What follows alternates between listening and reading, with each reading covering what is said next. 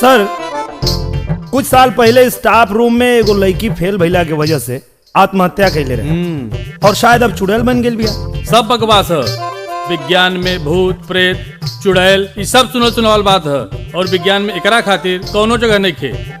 अच्छा एकर मतलब वो आत्महत्या वाली बात झूठ है। सच हुई लेकिन वो चुड़ैल बन गई एकर कोनो सबूत नहीं खे। आज के लिए इतना ही, बाकी कल चला। अरे यार इनका के खुदे नहीं पता तो का बताइए, हम बताओ तनी। हाँ बताओ बतावा। पुरनका स्टाफ रूम में चुड़ैल हो तो हो। क्या बात करते हो? हाँ कहो सूरज भाई, सही का तरह हो? हाँ यार पुरनकी स्टाफ रूम में चुड़ैल बा। अरे बाप रे बाप, पता तो के? हाँ ले हाँ ओके पकड़ के चिपक जाले। फिर का हाँ? फिर वो चुड़ैल तू कहो गई ला? हम तो गई रहनी एक दिन वहाँ। हाँ गईनी लेकिन हमरा के क्यों लौकाई नहीं खे यार। बच गईला बच गईला। अब उ का ना उ सबके ना लौकेले, उ जेके पकड़े के रहला ओकरे के लौकेले। अरे बाप रे बाप, तू लोग एक एक दिन जाके चेक कर लिया। हाँ भाई सुना, हाँ। हम तो कहते हैं कुल लड़का के जाए के चाहिए। अरे कुल लड़कन के छोड़ा ना, लेकिन तू लोग एक आध दिन जाके जरूर चेक कर। हाँ, चलो ना तो क्लास छूट जाए। चल सही कहा था। चलो चलो चलो चलो।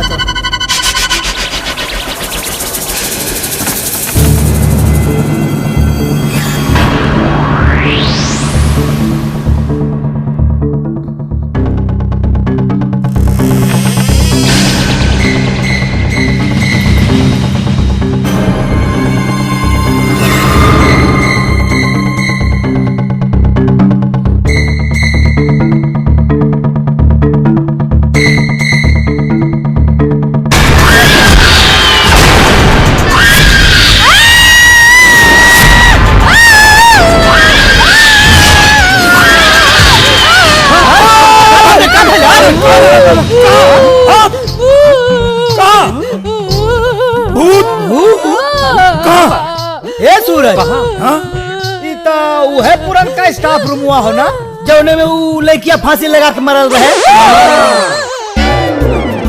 हाँ यार हो तो वो है, लेकिन भूत कहाँ बाबे? भूत लौका था तोरा के? अरे मर्दे न पर न पाखी न आदमी कहा हमके भूत उत लौकाते नहीं कि भूत कहाँ बा? तोरा के लौका था? हमरा भी नहीं के लौका।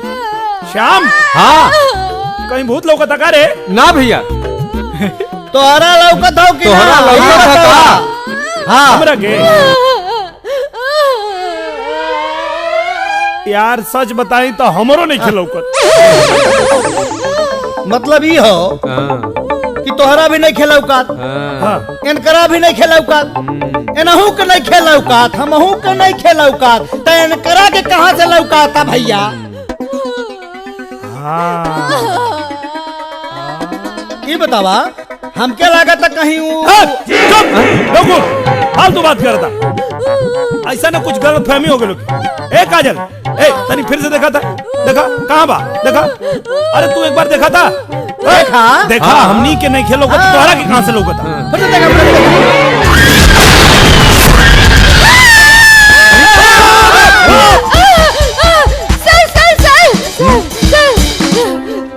सर वहाँ चुड़ैल लटकल बिया। का पागल जैसन बात कर पारू काजल? हम सच कहता नहीं, हम अपने आँख से देख ले बानी।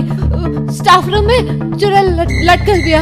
चला, लेकिन अगर तुम्हारी बात झूठ निकलल तो हमसे बुरा केहू ना होगी। नहीं चलिए।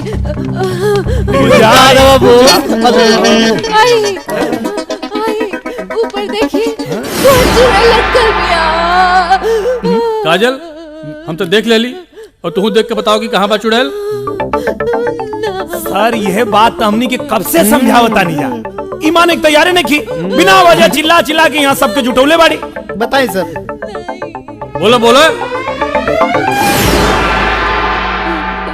लेकिन सर हाँ हम अपने आँख से तारा के मालूम बा कि तारा ई गलती के कारण ई कॉलेज से तारा के रिस्ट्रिकेट भी कइल जा सकेला। ये तो पहली गलती है, एक कारण माफ करता नहीं। आइंदा ऐसा मजाक करके अगर कॉलेज का माहौल खराब करने की कोशिश कैलू तो तारा खातिर कॉलेज में कोनो जगह ना होगी। चलो सब लोग अपने अपने क्लासरूम में जाओ। चला चला चला चला लोग बिना वजह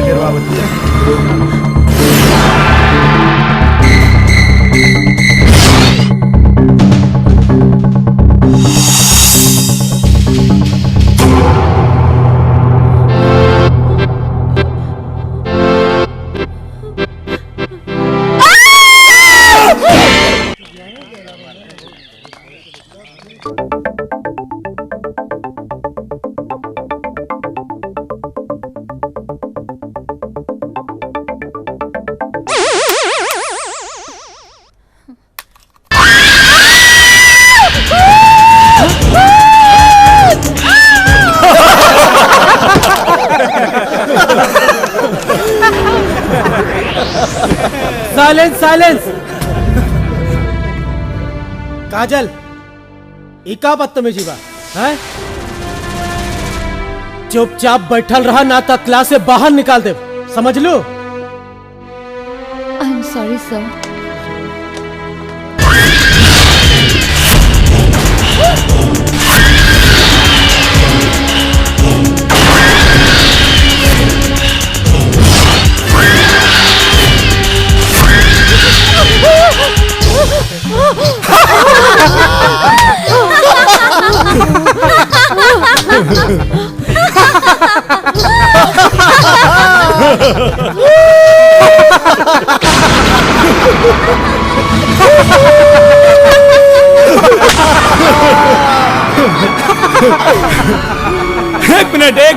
एक मिनट। भूत है पिशाचिनी, भूत है पिशाचिनी, आनंद लीजिए। भूत है पिशाचिनी, आनंद लीजिए। यूं डर के ना निगाहें अपनी बंद की। आनंद लीजिए, आनंद लीजिए। वाह वाह वाह वाह।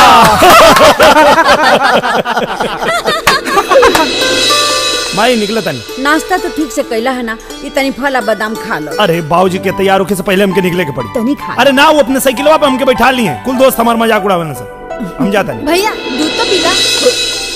अरे बाप रे, आज फिर फंसनी। अरे सूरज, कॉलेज जाता ना? जी भाई। हम वो साइड जाइब। चला बस स्टैंड तक छोड़ दे। ठीक बा बाबूजी, हम पैदल चल जाए। अरे बेटा, जब साइकिल बा तो पैदल काहे जाइबा? ठीक बा, आप बैठिए, हम चलाओ तनी। अरे नहीं नहीं, तू थक जाइबा बेटा, फिर पढ़े में मन ना लागे। इंस्पेक्टर बन जा, फिर 4 पहिया शान से चलाई है। ठीक बा, हम बैठे। अरे आगे बैठा, हमार बैलेंस बिगड़ जाई। ई भइल ना बात। बचवा, मन लगा के पढ़ाई कर। काहे कि पुलिस की नौकरी इतनी आसानी से ना मिले, समझ ना? संभाल।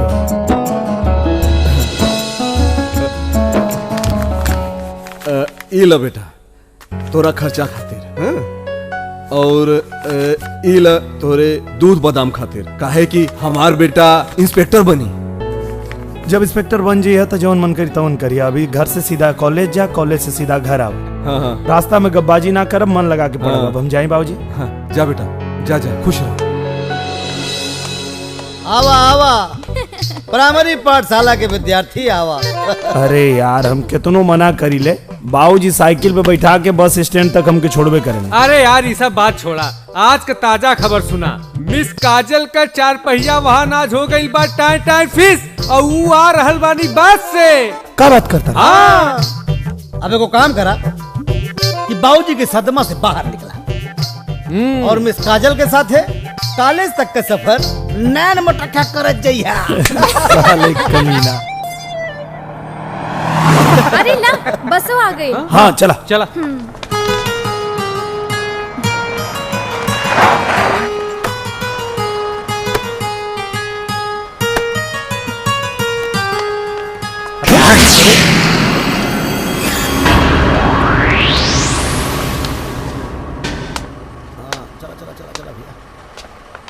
सीट उठा, कोनो खाली हो?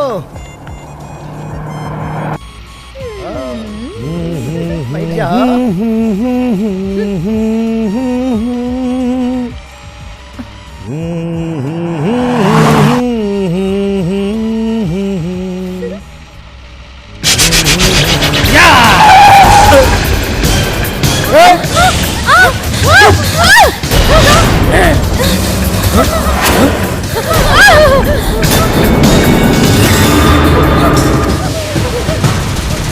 अबे का चाहिए तो नहीं, गन हटा।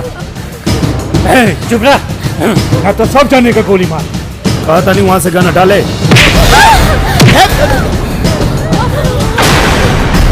जानत नहीं खे तू कहाँ गन लगे ले बड़े।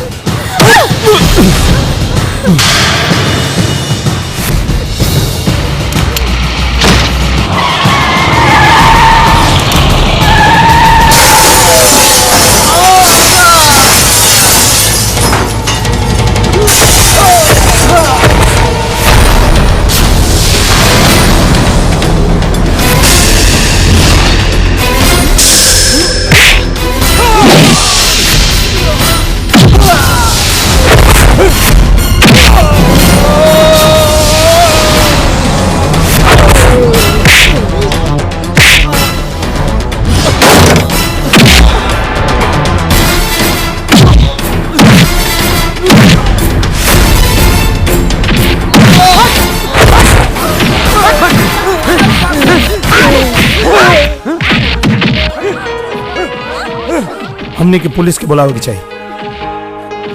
फोन लगाओ पुलिस के। हेलो इंस्पेक्टर साहब।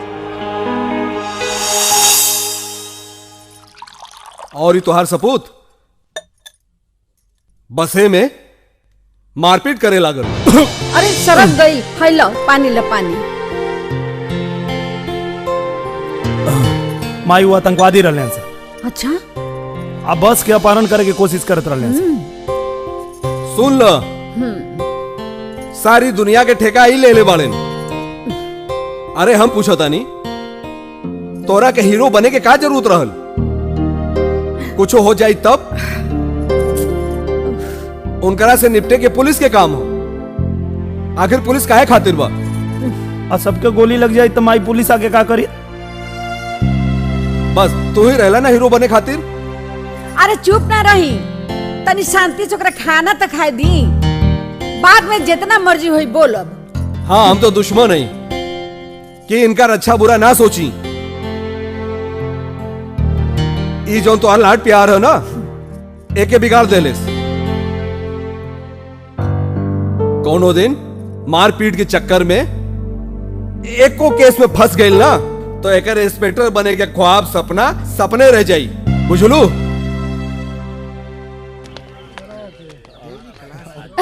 हाँ हाँ हाँ, बस में हमार जान बचावे वाला सूरज ही रहले। अब तो हर जिंदगी सूरज के कर्जदार हो गई। हाँ, हम सूरज के एहसान कबो ना भूलब। कहीं सूरज से ब्याह करे के तोहार इरादा तो नहीं खे? बियाह? अरे ना बाबा ना। हम ई मानत आनी कि सूरज का हमरा पर बहुत बड़ा एहसान रहल, लेकिन बियाह हम तो उहे करब जहाँ हमार राज होई। सास ससुर ननद भौजाई के खिटपिट हमरा के पसंद नहीं खे। कहीं ऐसे ने ससुराल मिल गई तो? आओ बताओ तारी। अपना सैया के लेके सखी हम ता अलगारा, अपना सैया के लेके सखी हम ता अलगारा। सासू देवरान आजे ठान के ना बात साहब, सासू देवरान आजे ठान के ना बात साहब। अपना सैया के लेके सखी हम ता अलगारा हम।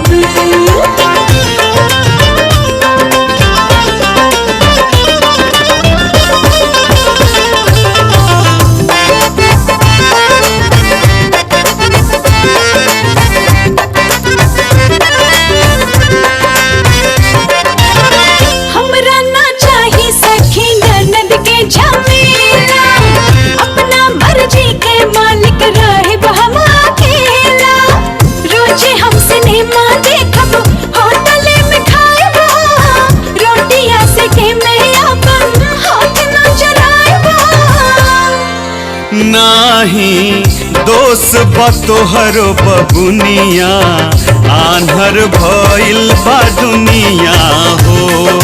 नाही दोष बतोहरो बबुनिया, आन्हर भइल बा दुनिया हो। अतरे खोतरे जेकरे दुअरे परिवार पूरा बटोरायल नाही। अतरे खोतरे जेकरे दुअरे परिवार पूरा बटोरायल नाही। दादा दादी के हाथन से लइकन के कान मरोड़ायल नाही। सास ननद देवरान जेठान के नेह सनेह भेटायल नाही। त धन लाख तिजोरी में बंद रहे, ससुरा के मजा फिरायल नहीं।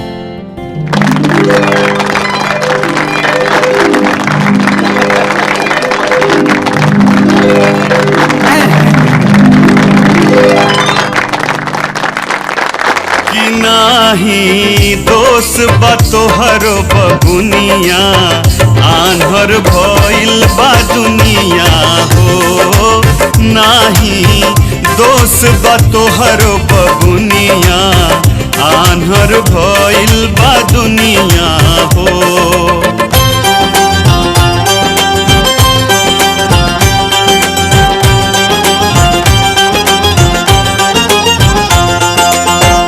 घर जिउतिया भूखेले माई, बहिनी बांध के राखी हो। भैया बाबू जकरा खाती छोड़ल त्याग न बाकी हो। जब सब कर जा उतारे के एगो बेटा के बारी आवेला, अपना मेहरी के चलते वो फिर अलगे चूल्हा जरावेला। माई के ममता कल पेले बाबू के बुढ़ौती रोवेला। जहिया तोहरो पतोह अलगाई बतिया ओह दिन बुझाई हो। जहिया तोहरो पतोह अलगाई बतिया ओह दिन बुझाई हो। तोहरे ऐसन जे दुल्हा पाई बतिया अपने बुझाई हो। तोहरे ऐसन जे दुल्हा पाई बतिया अपने बुझाई हो।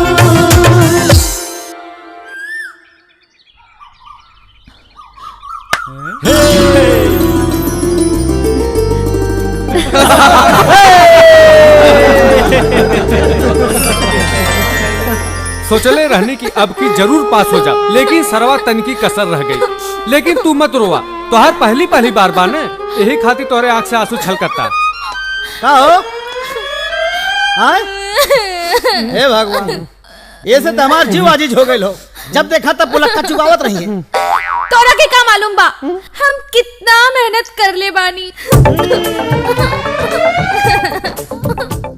मेहनत तो तोहार देखाए पड़त हो।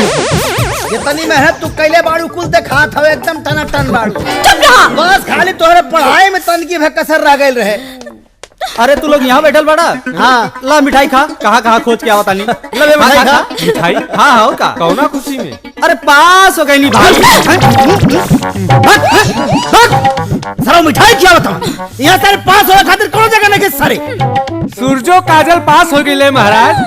सूरजो काजल पास हो गए महाराज। अरे साले वो सब नकल करके पास भइल हवाए। फर्स्ट डिवीजन पास हुए। अरे तो साले फर्स्ट डिवीजन वाला नकल कैले हवाए, पास भइल हवाए साले। बहुत तोहरे प्यार फुटता सराऊ। हाँ पैसे से रखले वाले कुछ? हाँ पैसा रखले हवे। हाँ रखले वाले। साले समोसा खियाओ।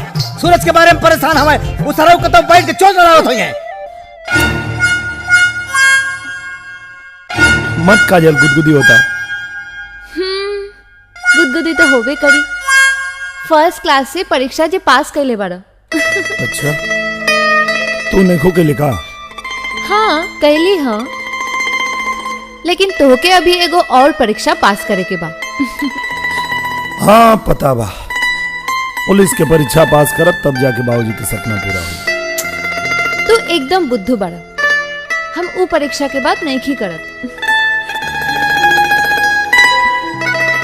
तब कौन परीक्षा की बात करता रहो? हमरे ब्याह के परीक्षा। हम बाबूजी से तोहरे बारे में बता दिले बानी। बाबूजी तोहरे से मिले चाहत बारन। ओह तय में कौन बड़ी बात बा, मिल लब तारा बाबूजी से। तू हमरे बाबूजी के नईखा जानत। वो कर्नल हवन, बहुत सख्त बाने, बात बात पर बंदूक चला देला। काजल जब हम अपना प्यार की बंदूक चलाई तो तुम्हारे बाबूजी बंदूक चलावल भुला जी। अच्छा तोहरा के डर नहीं खेलागत? प्यार कैली त डर कौना बात के हो, प्यार कैली त डर कौना बात के।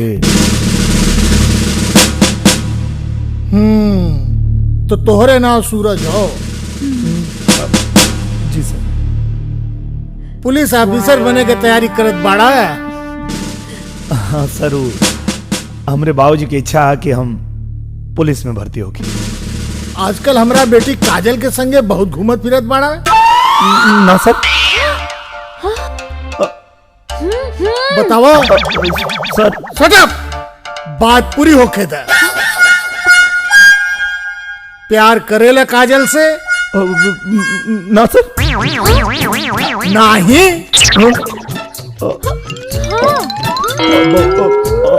हाँ सर। ब्याह करल चाहत बाड़ा? अच्छा, तो तू हमरा बेटी से ब्याह करबा? ना।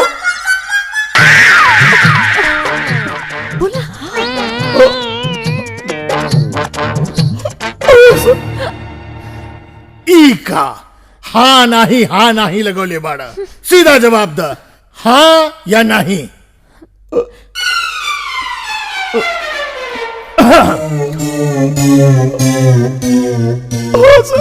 अच्छा तो एक बात जाने ला।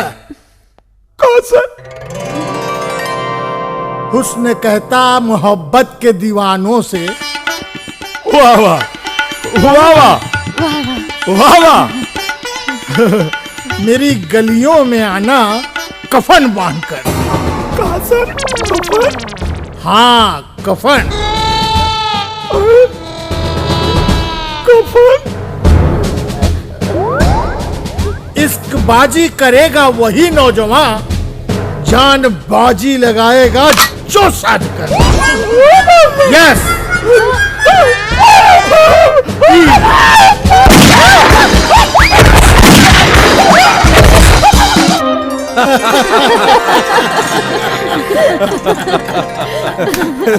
लोग के जवाब नहीं करना साहब। बाप रे। राम नरेश जी, जी हंसी मजाक का तो बात बहुत हो गई जी। अब कुछ काम के बात कर लिया जाए। काहे नहीं जी। लड़की लड़का एक दूसरे के बहुत पसंद करले और काजल के पसंद हमार पसंद बा जी। और कोनो अच्छा सा मुहूर्त देख के इनके लगन कर दिया जाओ। कर्नल साहब, राउर के साथ संबंध जोड़ के हम बहुत खुश बानी और काजल बिटिया तो सर्वगुण संपन्न बा। हमारे बस एक ही इच्छा बा कि हमार सूरज पहले पुलिस इंस्पेक्टर बन जाए, फिर होकर शादी होगी। अरे भाई ये तो बहुत अच्छी सोच बा।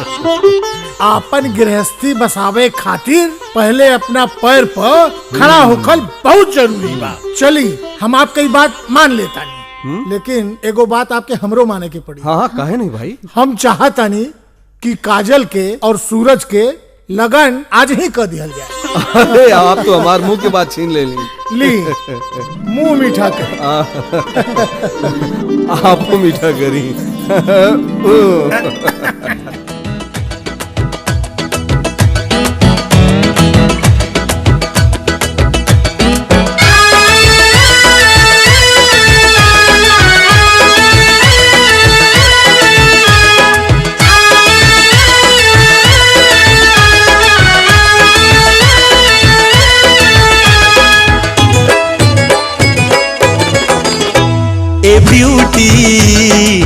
You are very cutie, you are very cutie.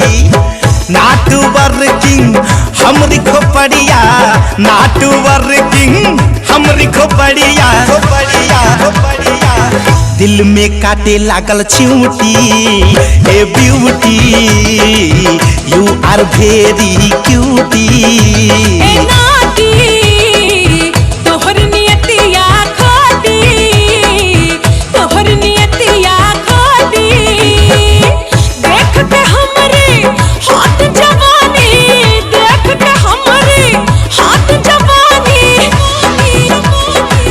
सेकल चाहे लरोटी ए नाती तोहर नियतिया खाती।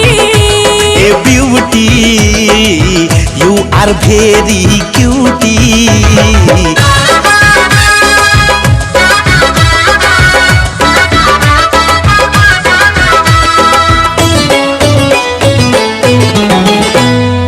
सेक्सी फिगर लेके ए डार्लिंग, you are looking पटाखा दे।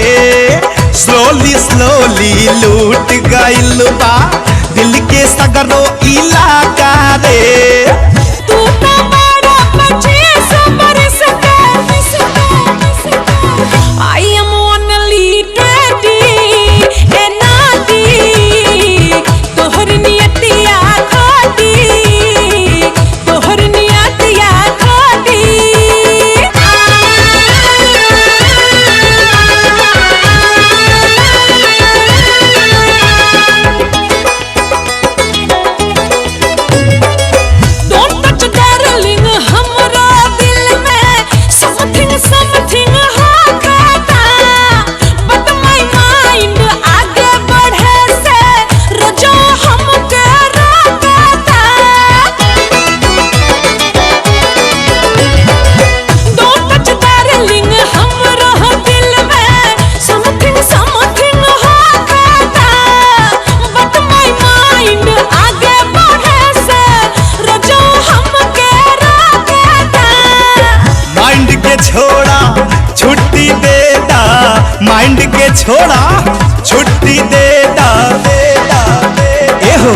मिल के करे द ड्यूटी ए beauty you are very cutie you are very cutie ए नाती तोहर नियतिया खोटी तोहर नियतिया खोटी।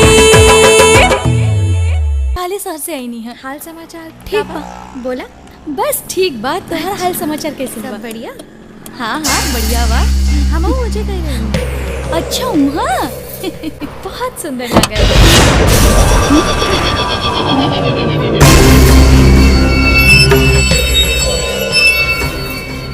कहाँ जात बाड़ू कविता रानी? अपना कविता के रसपान ना करेबू? हमार रास्ता छोड़ा रोहन। अरे रानी तू का उन लफंगन के साथे घूम के अपन जवानी बर्बाद करता रही हैं? अरे हमरा साथे चला हमरा, हम तू है ना रानी बना के रखा। रानी चल। हमार हाथ छोड़ा रोहन। का? अरे हाथ छोड़ दे तो का चुम्मा देबू? नहीं। तू कौड़ी के लौंडिया ते हमरा ऊपर हाथ उठौले। अब देख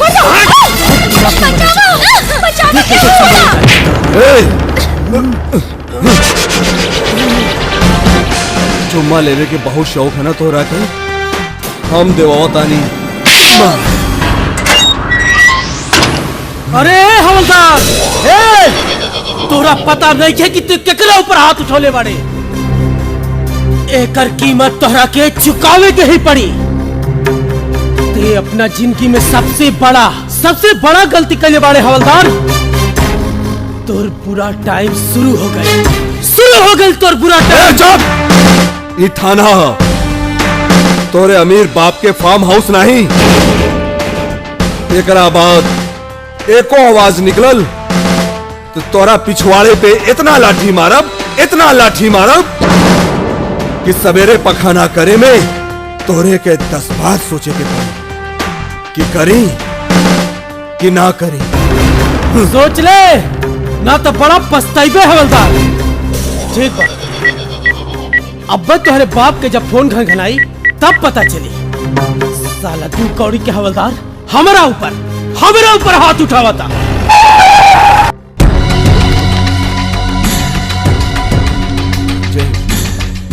राम नरेश जी ये लेके के तू गिरफ्तार कैले हा? हाँ सर, का करी? ई सरे बाजार एगो लड़की के साथ जबरदस्ती करत रहल। तेरा पता बा ई के कर लेके हा? विधायक दिलीप सिंह के। अरे साहेब विधायक के लड़का है तो का भइल? एकरा के बीच बाजार में एक लड़की के छेड़े के लाइसेंस मिल गई। राम नरेश जी तू कोनो बात के समझे के कोशिश क्या करेला? सर यस सर सर वो हवलदार ना पहचान लगा सर हम अभी ओकरा के छोड़ देते नहीं सर। जी सर गलती हो सर, हम समझा दे दोबारा ऐसा गलती ना हुई सर हम खुद लेकर हुआ पता होता नहीं सर सॉरी सर। लाओ बेटी, इला राम नारायण।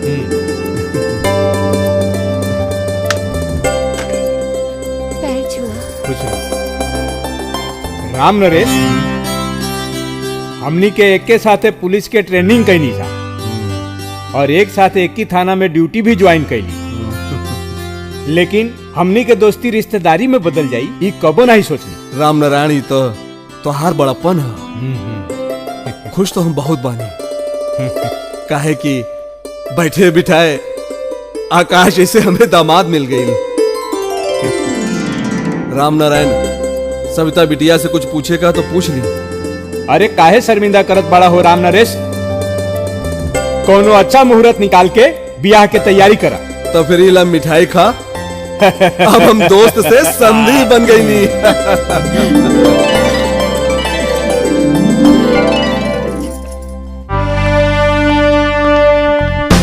जैन साहब। हाँ इला ये का है साहब? जोन बात के डर रहे उहे भइल है। तुहार तबादला एक ऐसा खतरनाक इलाके में कर दिया गया जहाँ जुबान कम गोली ज्यादा चलेला। और खून ऐसा बहाव जाला जैसे होली के रंग। हमार बात माना राम नरेश, तू विधायक दिलीप सिंह से माफी मांग। हो सकता तार ट्रांसफर रुक जाए। ये रउआ कहा था इंस्पेक्टर साहब, एक पुलिस इंस्पेक्टर हो के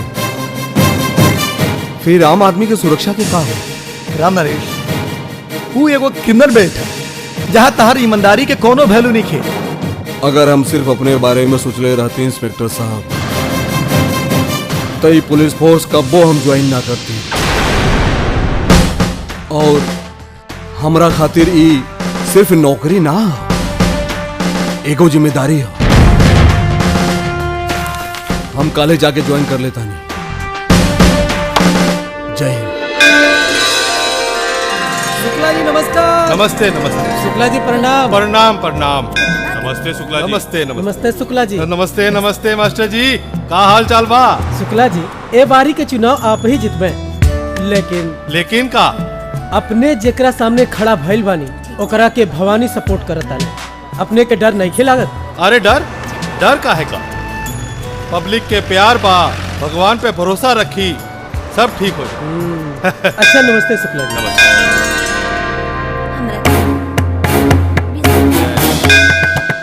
शुक्ला जी नमस्ते। नमस्ते। नेताजी प्रणाम। प्रणाम प्रणाम। का हाल चाल बा? प्रसाद ना लेबा? प्रसाद?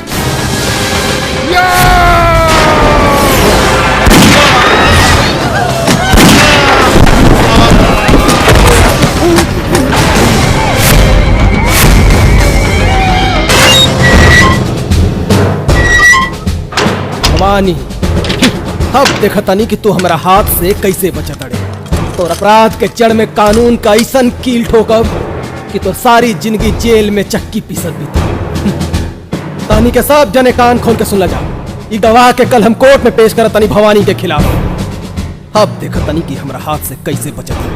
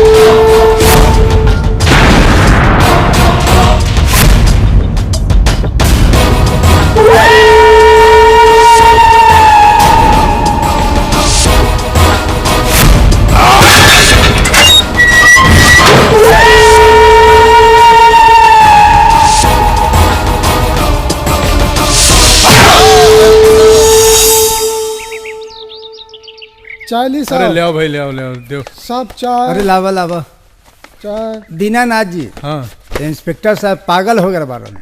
अभी नया नया पोस्टिंग है, बहुत जोश बा। धीरे धीरे सगरो पागलपन दूर हो जाई और होश आ जाई। रउआ ठीक कहता नहीं, का जरूरत रहे भवानी सिंह से पंगा लेवे के, वो बिना मतलब। वो का है, हर महीना ई थाना में भवानी सिंह के भेजल रुपया से भरल मिठाई के डब्बा आ जाला। खा के चुप रहे के चाहे नू। देखा ना, खाम खा एगो फूल वाला बेचारा के जान चल गई। अरे भाई, फूल का डब्बा साफ ना भइल का? अरे जल्दी करें, इंस्पेक्टर साहब आते हुए हैं। रुको भैया रुको।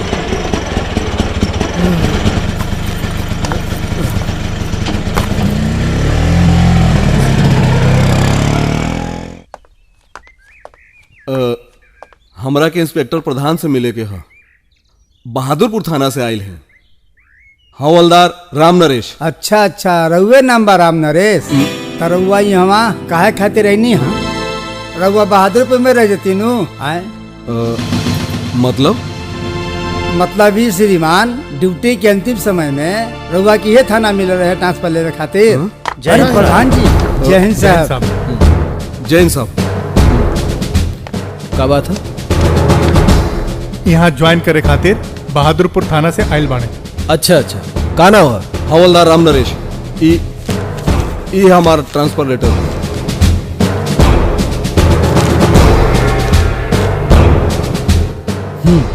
ठीक बा। दीनानाथ जी साहब, खाना पूर्ति करके एकरा के फाइल में लगा था। जी साहब। राम नरेश जी, इस समय कोनो सरकारी क्वार्टर तक खाली नहीं खे, अपने के क्वार्टर किराए पे लेके रह पड़ी। जैसे ही क्वार्टर खाली हुई हम आपके अलॉट करवा दे। ठीक बस। दीनानाथ जी साहब। राम नरेश जी नया हो, तनी इनकरा के क्वार्टर दिलवावे में मदद करा। जी साहब। जय हिंद। छोड़ दो भाई। हाँ संभाल के बेटा, साइकिल जरा संभाल के। हाँ बाबूजी, हाँ हमने के